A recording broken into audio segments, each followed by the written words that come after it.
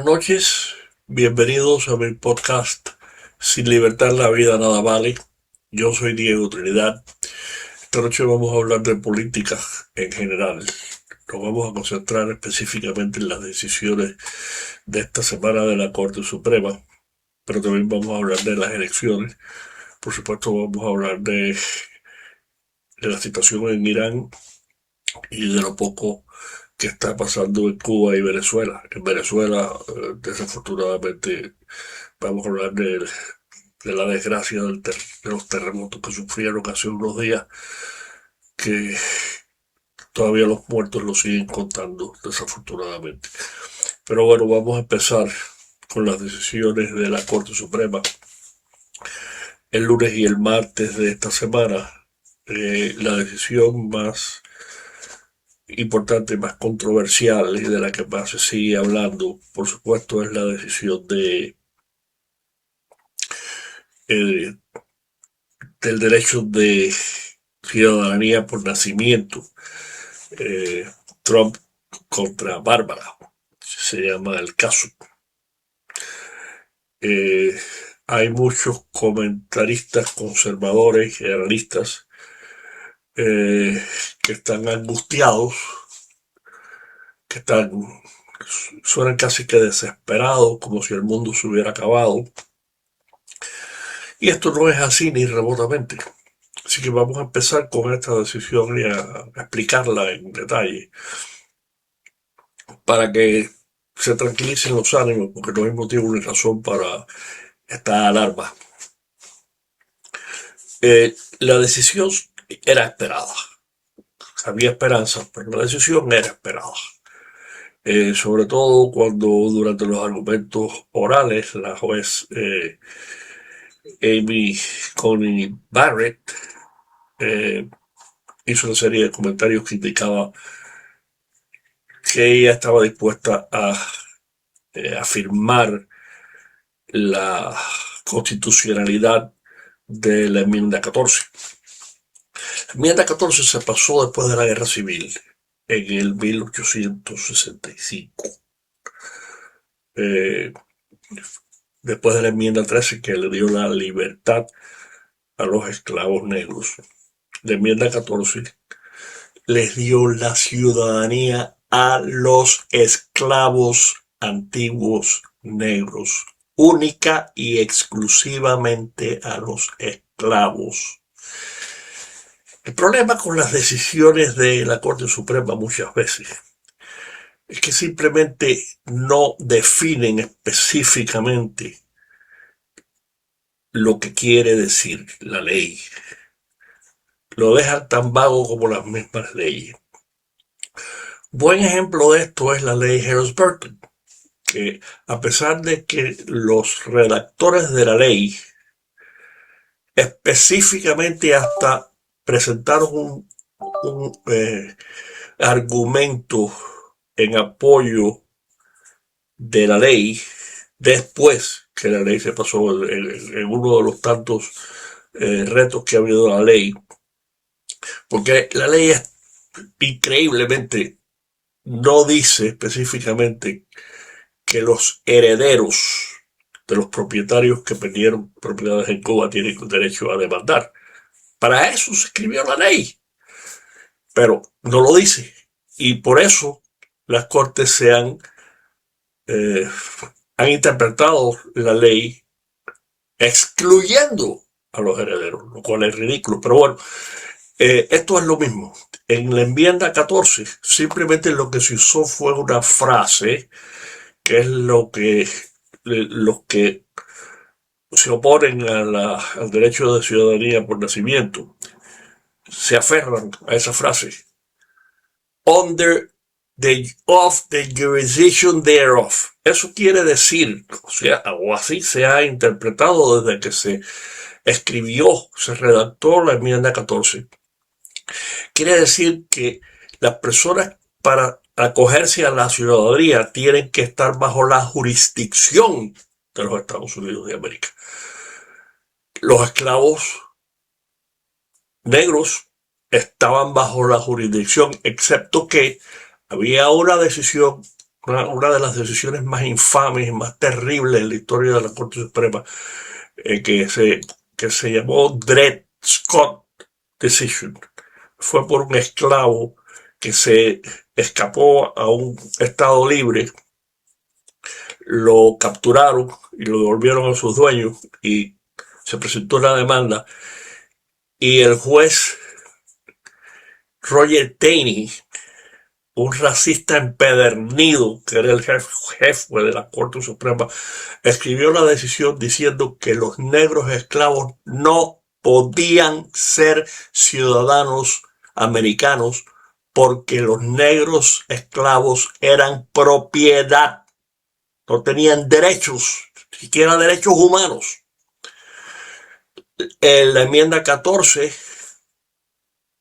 eliminó esa decisión de Dred Scott y le dio la ciudadanía a los antiguos negros esclavos, única y exclusivamente. Es más, los redactores de la enmienda, principalmente el senador Trumbull, especificó que la enmienda se refería única y exclusivamente a los antiguos esclavos y que de ninguna manera se podía aplicar a los descendientes de personas que estuvieran en Estados Unidos ilegalmente. Específicamente lo que la Corte Suprema el martes rechazó. La Corte Suprema simplemente se acogió a la enmienda que le da la ciudadanía a todos los nacidos en Estados Unidos. Porque la enmienda no especificó que se refería nada más a los antiguos negros esclavos.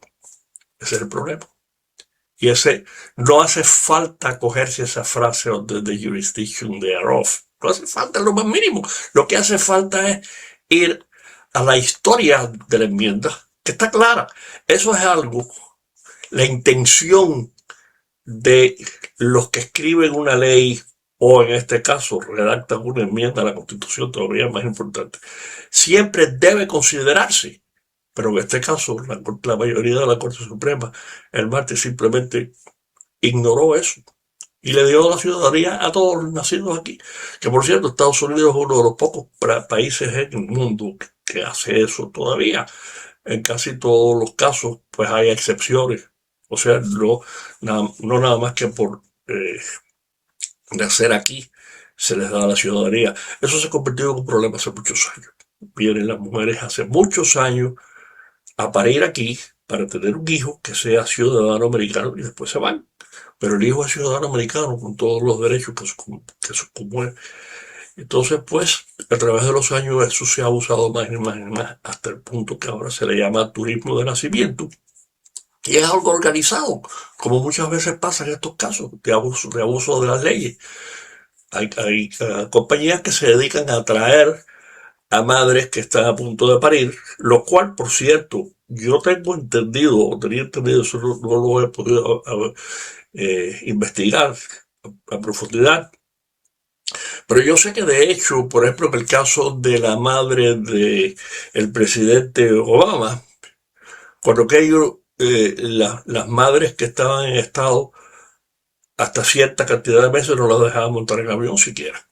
Así que puede o no puede haber. Pero esto es muy sencillo. Lo único que hay que hacer es hacer una excepción en las reglas del nacimiento, de la ciudadanía por nacimiento, que lo puede hacer el Congreso. Equivocadamente hay muchas personas que piensan que se necesita una enmienda constitucional. Eso no es verdad. Es más, el juez Kavanaugh, que votó a favor de la mayoría, pero sin embargo escribió aparte como un plano para sobreponerse a esa decisión con una ley. Eso está en manos del Congreso. El Congreso es el que decide, no la Corte Suprema. La Corte Suprema sí decide la constitucionalidad de las leyes, pero el Congreso es quien pasa las leyes. Entonces, pues, el juez Kavanaugh simplemente sugirió que se haga una excepción y que se diga eso, que todos los nacidos en Estados Unidos son ciudadanos americanos, excepto los que vienen de padres que están aquí ilegalmente. Eso es todo lo que hace falta. Y así es probablemente como lo tendrán que arreglar, porque hoy en día pasar una ley, pasar una enmienda constitucional es prácticamente imposible debido a la división que hay en el país y que eso no se va a arreglar por un buen tiempo.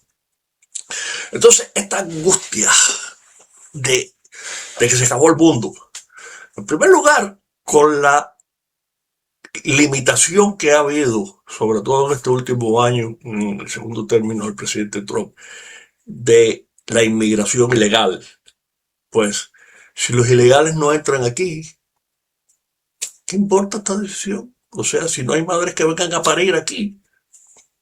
Entonces, pues es muy fácil. Simplemente lo que tienen que hacer es limitar la entrada de nadie, de ninguna mujer que esté en estado de gestación, para que simplemente no pueda parir aquí. Esto es lo más sencillo del mundo. Fíjense, no hace falta ni ley, no hace falta en ninguna enmienda constitucional. Es simplemente una regulación de inmigración, el Departamento de Justicia, de quien sea. No pueden venir mujeres aquí en ningún estatus, ni con ninguna visa. No pueden entrar si están en estado de gestación. Punto. Más nada que eso. Así que esa es la solución y esto no va a ningún lado. Además, el juez Clarence Thomas, que escribió un, eh, una opinión en oposición a la mayoría, brillante, 91 páginas, claramente indicó que esta decisión no va a perdurar. La próxima vez que se presente un caso a la Corte Suprema, sobre todo de una ley que tenga la excepción que acabo de mencionar, que los niños que nacen son ciudadanos, excepto si los padres están aquí ilegalmente. Es todo lo que hace falta. Y el juez Thomas indicó que esta decisión del martes no va a perdurar. Yo estoy completamente de acuerdo y yo lo comparto. Yo no tengo ninguna alarma. Aquí no ha cambiado nada. Lo que ha pasado está pasando menos. Los nacimientos se han limitado considerablemente en este año ya. Así que, pero hay que hacer algo, porque hay compañías, por ejemplo, hay compañías específicamente que traigan mujeres chinas que vengan a parir aquí y a los varios días se lleva al niño a China otra vez, pero ya es un ciudadano americano potencial para el futuro. Y recuerden todos, los chinos planean 100 años en el futuro. Así que esta es una estrategia más para cambiar la República Federal Americana. Otra decisión, que esa fue el lunes, se le dio mucha menos importancia porque todo el mundo estaba esperando la decisión del nacimiento, de la ciudadanía por nacimiento. Se conoce como Slaughter. Rebecca Slaughter era la directora de una agencia federal. El presidente Trump la despidió y se presentó una demanda para restituir la posición, y esa decisión se considera por mucho muy importante porque le dio al presidente la autoridad para despedir a los empleados federales, cualquier agencia federal, ilimitada casi. Pero ese mismo día decidieron otro caso en el cual el presidente Trump despidió a una miembro de la Junta Directiva de la Reserva Federal. Y la Reserva Federal, el Banco de la Reserva Federal es una excepción de las reglas. Ahí la intención del Congreso fue que el presidente no podía tocar a los miembros de la Junta Directiva del Banco de la Reserva Federal, y en ese caso la Corte decidió a favor de la mujer que el presidente Trump había despedido, que por cierto, los despidos de todas maneras tienen que ser por causa, excepto que la decisión Slaughter hasta eso lo eliminó. El presidente simplemente puede despedir a quien él quiera, porque él los pone y tiene el derecho de quitarlo. Eso es simplemente división de poderes. O sea, el Congreso no se puede meter en eso. Eso cae bajo los poderes del Ejecutivo en la Constitución. Pero en el caso del Banco de la Reserva Federal, definitivamente no había ni siquiera causa. El presidente despidió a la mujer porque la habían acusado de obtener una hipoteca fraudulentemente. Pero aquí el principio de inocencia ante la ley hasta que se pruebe la culpabilidad, eso es más importante que nada. Entonces, pues, era casi obvio que esa decisión no iba a prevalecer y así fue. Otra decisión importantísima, junto con la de la ciudadanía por nacimiento, fue que se decidió que los hombres biológicos no pueden jugar deportes contra las mujeres. De una vez por todas. No puede ser. Esto es una cosa obvia que se cae de la mata. Como también es obvio que nada más que hay dos géneros, pero no. La izquierda eterna hace rato que inventó que hay muchos géneros, especialmente los transexuales. ¿Qué es transexual? Admitidamente, muchos hombres y mujeres nacen en el cuerpo equivocado.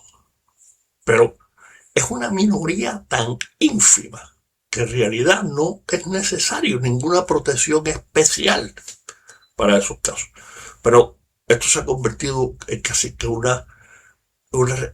fanatismo religioso por la izquierda eterna. La cuestión de los transexuales. No hay tal cosa. Okay. Ya admití que definitivamente hay casos en que hombres nacen en cuerpos de mujeres y viceversa. Bueno, está bien. Sea como sea, no pueden competir contra las mujeres biológicas. Punto. Y aparte, y se acabó lo que se daba. Y esa fue una decisión muy importante para resolver este caso de una vez por todas. Esperemos. Otra decisión importante fue sobre las elecciones, las contribuciones a los partidos, sobre todo en las elecciones. Una vez más, la Corte permitió contribuciones ilimitadas. Esto viene desde hace muchos años andando también, y viene especialmente desde que el senador McCain se empeñó en pasar una ley para limitar las contribuciones a los partidos en las elecciones, y el presidente George Bush hijo sabía, como mucha gente pensaba en aquel tiempo, o consideraba que la ley era inconstitucional y que la Corte Suprema se iba a ocupar de resolver el caso, pero no fue así. Porque la Corte Suprema, igual que el presidente Trump ahora, funciona a su tiempo. Hacen lo que quiera cuando quieren. Y la ley esa no se tocó. El presidente Bush hijo pudo haberla vetado. No lo hizo. Él dijo que la Corte Suprema se ocuparía, pero fue una decisión política, como tantas que hicieron los dos presidentes Bush. Afortunadamente salieron del mapa gobernante de Estados Unidos, uno esperaría que para siempre. La familia Bush lo único que hizo fue hacerle un daño ilimitado a este país desde el senador Prescott Bush, que fue el patriarca. Empezó la dinastía. Así que también esa fue una decisión muy importante. Y básicamente esas fueron las decisiones. Mucha gente ve estas decisiones como que ganó el presidente, que perdió el presidente, que la decisión favoreció al Partido Republicano, al Partido Demócrata, a los conservadores, a los liberales. Desgraciadamente es así en muchos de los casos, pero no debía ser. Los jueces simplemente se debían limitar a aplicar la ley. Ya sabemos muy bien que no lo hacen, sobre todo las tres mujeres juezas totalmente incompetentes e incapaces, sobre todo la jueza Sotomayor y la última. La última es una desgracia nominar a esa mujer. Pero el presidente Biden dijo que iba a nominar a una mujer negra a la Corte Suprema, lo cual de entrada es ilegal. porque está discriminando contra todos los demás. Pero lo hizo y la jueza fue confirmada y es un desastre. Pero la vamos a tener ahí por un largo tiempo porque es la más joven de todas. Pero bueno, la jueza, la juez Elena Kagan es la menos mala de las tres. La jueza Sotomayor está muy enferma. Muy probablemente durante el término del presidente Trump desaparezca del mapa de una manera o de la otra. Así que ahí hay la posibilidad de balancear eso un poco. Pero bueno, eso no es el tema aquí ahora. Vamos a pasar a las elecciones. Las elecciones, han habido una serie de primarias y una y otra vez. Empezó por el caso de New York, que tres candidatos comunistas. Ahora ganaron la modalidad de llamarse socialistas demócratas. Sí, por muchos años eso lo conocimos como la socialdemocracia en Europa.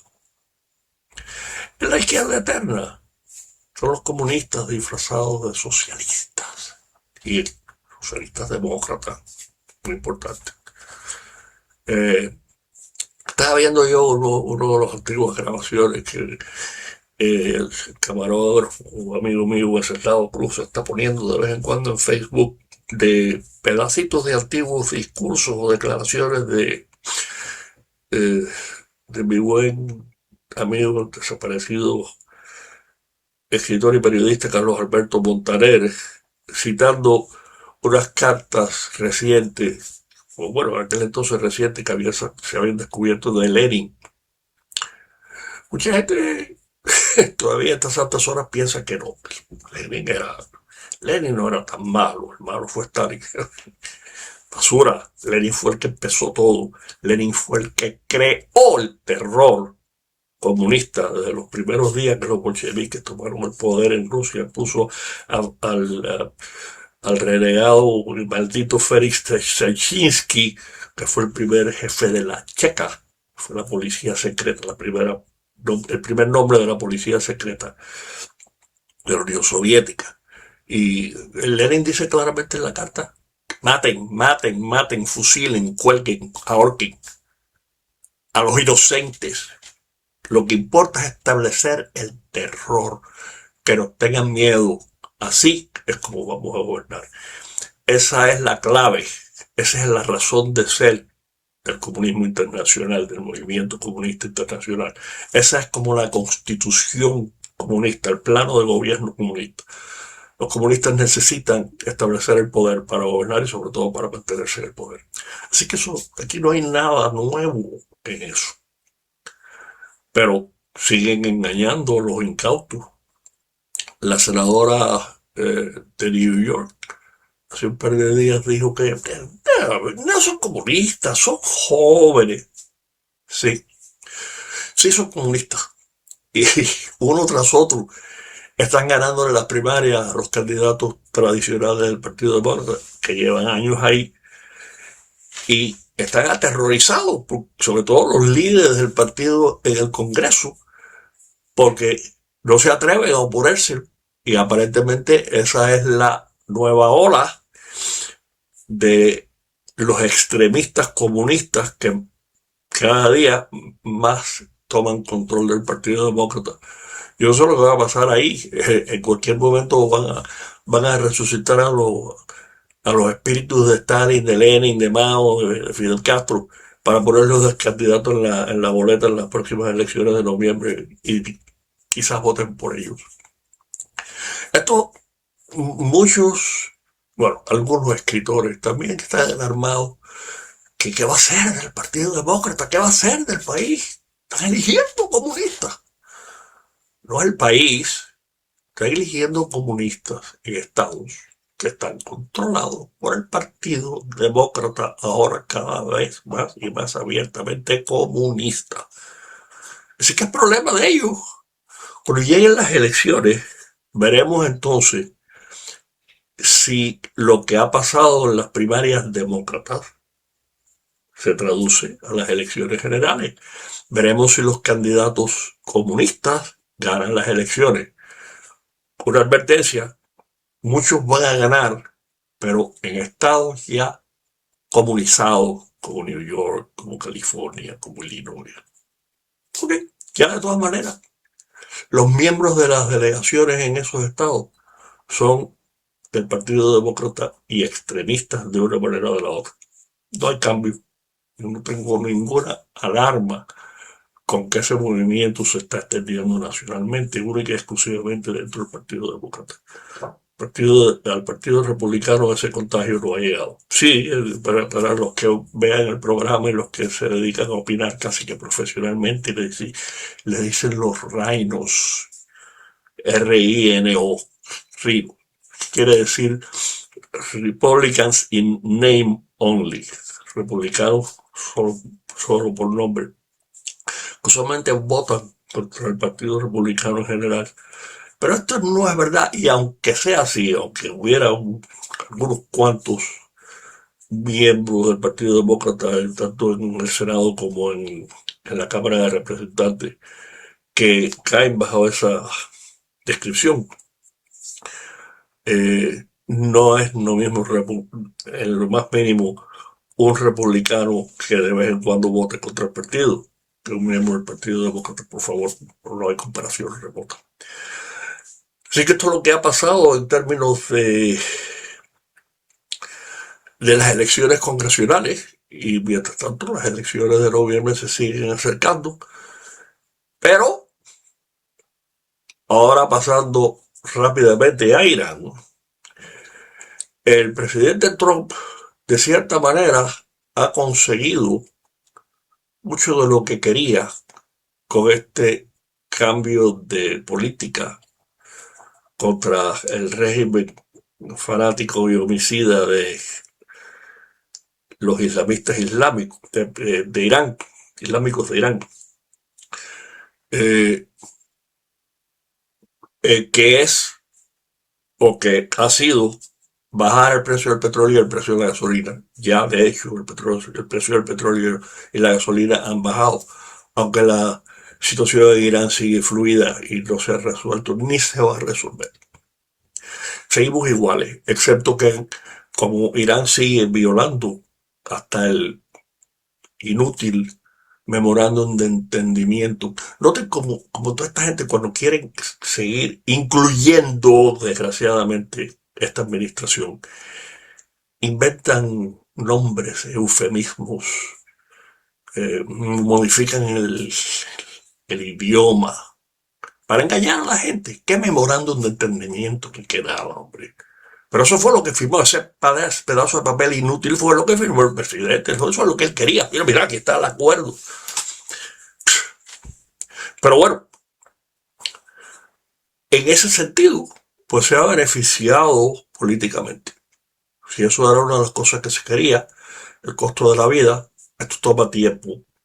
Esto toma tiempo. Es más, ya el presidente está tratando de intervenir más directamente en lo que han tratado de hacer varios presidentes y no han podido hacerlo a través de los últimos años, de tratar de intimidar a las compañías petroleras para que bajen los precios de la gasolina especialmente. Van a bajar, van a seguir bajando. Yo no sé si van a llegar a $3, porque los precios cuando suben, cuando se bajan, nunca se logra bajarlos al nivel que estaban antes de que empiecen los cambios. Pero eso se va a lograr. Entonces es cuestión de buscar algo más, porque los votantes el bolsillo se les va a aliviar. El costo de la vida va a bajar un poquito también, porque el costo del petróleo es tan importante que afecta a todo lo demás, pero eso toma tiempo y falta poco para las elecciones de noviembre. Yo no sé lo que va a pasar. Yo tengo confianza, no estoy prediciendo nada, yo tengo confianza en que los republicanos van a mantener el control del Congreso, principalmente por la reestructuración de los distritos congresionales que se ha producido y se sigue produciendo debido a las decisiones anteriores sobre la Corte de la Corte Suprema, eliminando lo que se conoce como gerrymandering, que es adaptar los distritos congresionales para que produzcan resultados que elijan minorías, específicamente minorías negras. Eso está cambiando continuamente y va a seguir cambiando. Y puede darle a los republicanos tranquilamente entre 15 y 20 escaños adicionales. No importa la política, simplemente porque van a ser republicanos. Pero ya veremos, yo no estoy prediciendo. Por cierto, yo quería hacer una observación porque en el último programa político que hicimos, yo eh, hice varias aclaraciones sobre mi posición respecto a la política, a las políticas en general del presidente Trump, pero específicamente sus políticas hacia Irán, eh, para aclarar que yo a Donald Trump siempre lo he visto por los resultados que produce. A mí no me importa más nada que eso. Y así sigue siendo, y así seguirá siendo en lo que a mí se refiere. Eh, a mí me parece esto, no es una, no es una especulación, es simplemente eh, basado en mi experiencia como analista político, como historiador. A mí me parece que es enteramente posible y concebible que la tregua esta original desde abril se haya producido por lo menos en parte porque los líderes militares le dijeron al presidente que había que tener cuidado porque los arsenales, los niveles de los arsenales habían bajado alarmantemente por todos los 40 días que estuvieron bombardeando Irán. Esto es enteramente posible. O sea, es en realidad obvio. Pues mira que si uno tiene 100 cosas y gasta 50, pues hay que hacer algo, porque hay que reponer el arsenal. Y eso es una buena posibilidad. Lo que pasa es que desgraciadamente los 40 días, o no más, ahora ya son más de 2 meses, afecta a las dos partes y de la misma manera que los arsenales de municiones y armamentos de Estados Unidos se han mejorado, uno espera y confía. Lo mismo ha pasado con Irán. Entonces, pues los últimos ataques que se han hecho en reacción a provocaciones de Irán que van a seguir, por eso yo siempre he estado tranquilo en ese aspecto. Irán, por supuesto, nunca va a cumplir nada que firma, ya lo he dicho hasta el cansancio. Pero además de eso, para llegar a la firma, continuamente van a estar saboteando lo mismo que hacen, porque es que esa es la manera de ser de Irán, esa es la naturaleza del régimen. Simplemente alargar el proceso para sobrevivir. El presidente hasta ahora ha caído en esa trampa, si es que ha caído.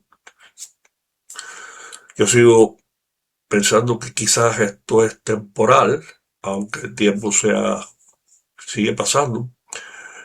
Pero él en cualquier momento es, por supuesto, capaz, como lo sigue probando, de reanudar las actividades militares y eso siempre está ahí, pase lo que pase y sea lo que sea. Le quedan más de 2 años en el poder.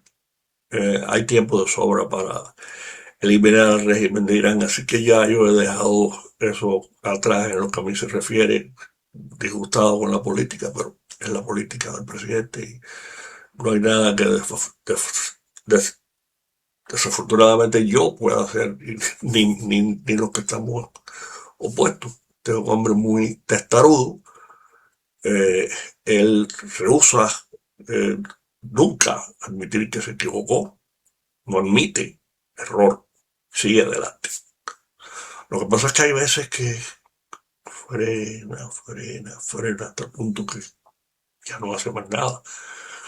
Puede ser que eso sea lo que pasa aquí. No lo sabemos, ya nos enteraremos. Eh, sobre el referendo de los rebajas de los impuestos a la propiedad aquí en el condado de Miami-Dade, no ha pasado nada nuevo, pero los que estamos a favor de que se apruebe el referéndum, me parece que tenemos motivo para ser optimistas, porque parece que la opinión pública apunta hacia ahí, que se va a aprobar. Se están haciendo muchos programas a favor, explicándole a la gente. Los votantes se están interesando porque se han dado cuenta del despilfarro y del robo de los políticos. Y con la excepción que se hizo a la educación, ya el principal motivo de asustar a la gente se les ha ido de las manos. Así que por ahí vamos bien. De la misma manera, en el caso de Cuba, la situación sigue todos los días empeorándose políticamente y físicamente en Cuba. No hay electricidad, no hay agua, no hay comida, etcétera. Ya eso lo sabemos muy bien. No ha habido nada nuevo ahí, excepto que se sigue presionando a los directivos de Gaesa y eso es en definitiva lo que va a funcionar. Yo sigo confiado en que durante el verano va a haber un cambio en el régimen, que el régimen castrista va a desaparecer del poder de una manera o de la otra, pero yo no sé lo que va a pasar en el futuro. Pero yo estoy optimista. Y en el caso de Venezuela, la desgracia enorme que han sufrido, que hay algunas personas que desgraciadamente piensan que van a haber hasta 100.000 muertos al final, lo cual va a convertirlo a esos terremotos en los peores de la historia de este hemisferio. En 1812 hubo un terremoto terrible que destruyó a Caracas, pero cuando aquello Caracas tenía muy pocos habitantes, o sea que no hay comparación remota. Eh, Está como siempre produciendo una buena, se está muriendo la gente para ayudarlo, sobre todo aquí en Miami, en Doral, entre la comunidad de venezolanos. Hay muchos que están trabajando para eh, ayudar de la manera que se pueda. La empresa Goya anunció que iban a donar 100.000 libras de alimentos para mandarlos para allá. Se está ayudando. Como de esperar, el régimen que se ha quedado en el poder en Venezuela sigue siendo un régimen inepto y corrupto. Un poco mejor que el de Cuba en el sentido de cómo gobiernan, pero un desastre. Pues por supuesto la actuación del gobierno para aliviar a los damnificados ha sido pésima. Y quién sabe si esto sí traiga cambios más drásticos. Quién sabe si la situación en Venezuela se resuelva de una manera más rápida a lo que hasta ahora está pasando. Yo sigo también en ese caso pensando que va a haber elecciones en Venezuela durante este año. Con esto vamos a dar fin a este programa de política de hoy.